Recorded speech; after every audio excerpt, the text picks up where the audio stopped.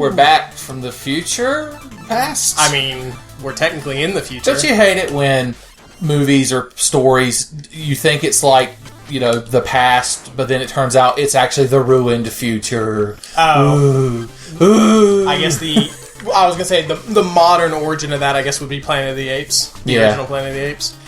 All right. Would you consider M. Night Shyamalan's The Village in that same genre? Yeah, and I also consider it fucking shit. I've never been an M. Night Shyamalan fan. Mostly, I'm just not like a thriller suspense fan. But this is Thriller Night. But I have been enjoying the M. Night Shyamalan miniseries that's on right now called Wayward Pines. Shit. There we go. Oh, so trying to fix the problem we kept having during the last recording session where the FPS would tank in this fucking sprite-based 2D side-scroller. I went in Audacity and set it to record half screen size. So we're getting 90 FPS right now, but if the video looks slightly worse than the previous 10 episodes, that's why, and I apologize for that. So what resolution should you be getting if you're recording like this now?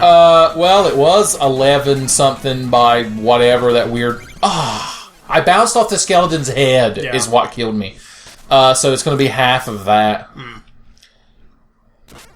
He's so proud of himself. He did a little dance on the world map.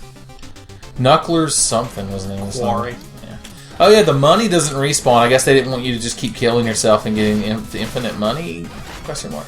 Oh, like the money. Oh, that was my fault because I was like, I'll just fall and hit him, and I forgot that when you hit someone with your shovel in this game, you're not back with the force of an atomic bomb. Which I guess is why one of the armor sets makes so you don't get knocked back. Where that don't happen. It's planning. It's like that don't happen is the only description of the armor. Woo! So, alright. Motherfucker! Okay, motherfucker, you wanna fight? Huh?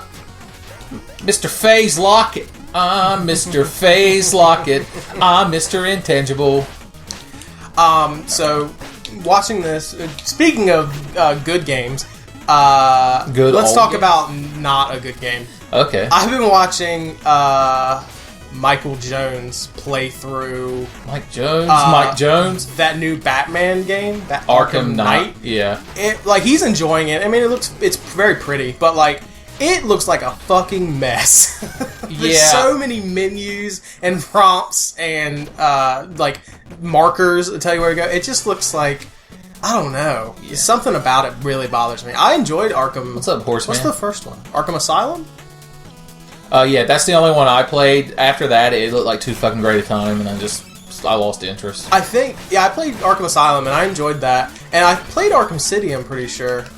Oh, yeah, I did. I think Jim Sterling, he reviewed Arkham City, and I think he had a good description of it, where it's like Arkham City is a good example of there is such a thing as too much of a good thing. Yeah. It's just so much stuff. Jesus, I didn't punch right, I guess. There's just so much. Starting this recording session with being such scrubby behavior. Have you played this since we last recorded? No.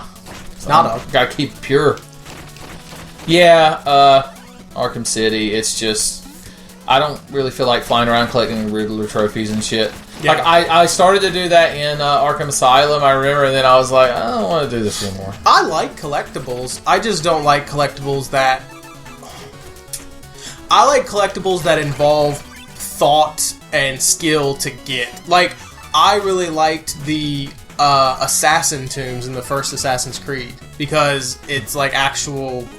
a level that you have to go through. But with the Riddler trophies, it's literally come back when you get this thing that you're gonna get. You're gonna get it because it's part of the story. Get off my fucking dick! I just want a gem. But yeah.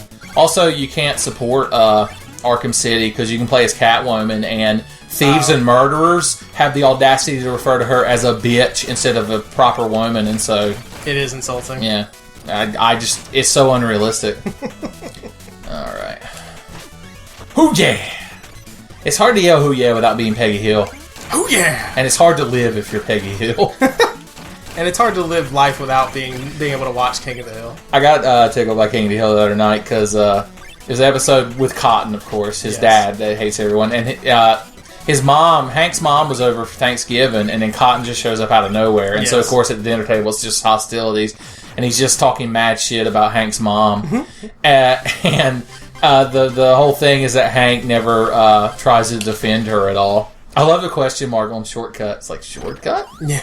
But anyway, when it shows Peggy and Hank laying in bed that night, and Peggy's giving him shit because of it, and she says, "You defended Troy Aikman more than your mother that night." And Hank's response is, "There were 6 drop passes. Troy could only get the ball to him."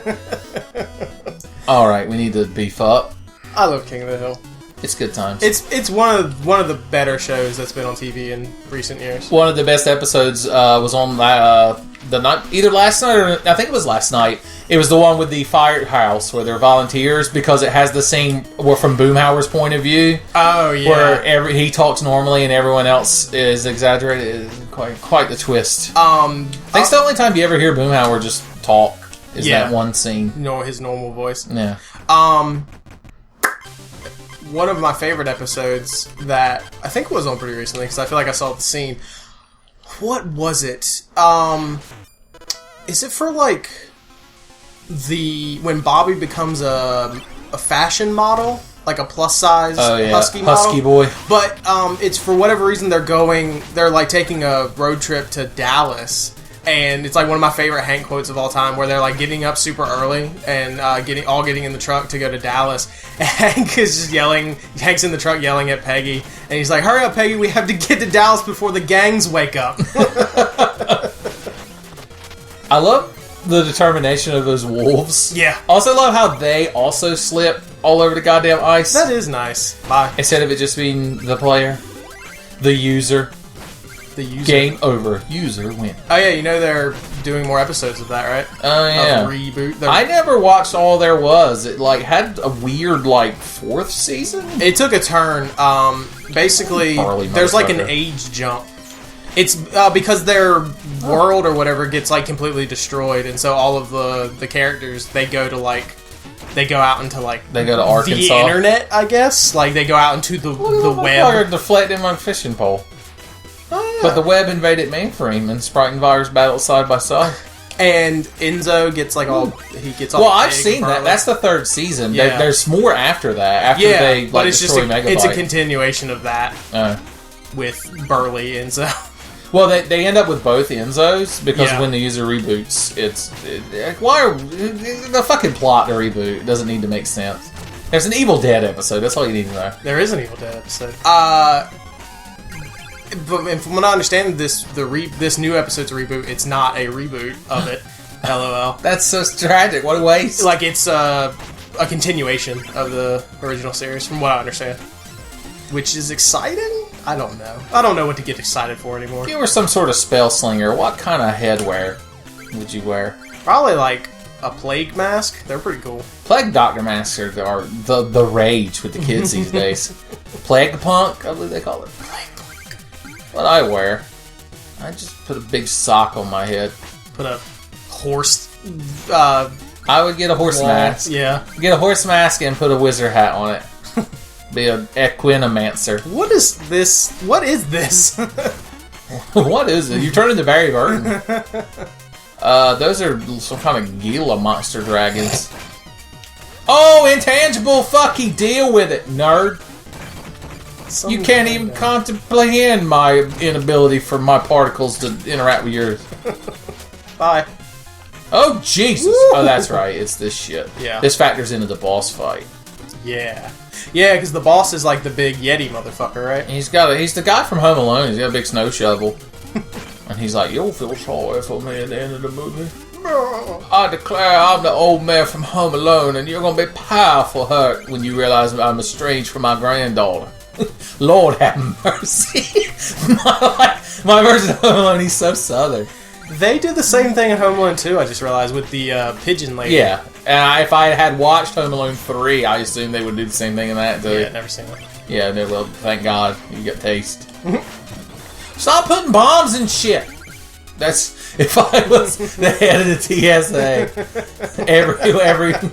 every airport checkpoint would just have a big picture of me. Oh, God! We have time limits, I forgot! Oh, God! Next time on 10 Grumps!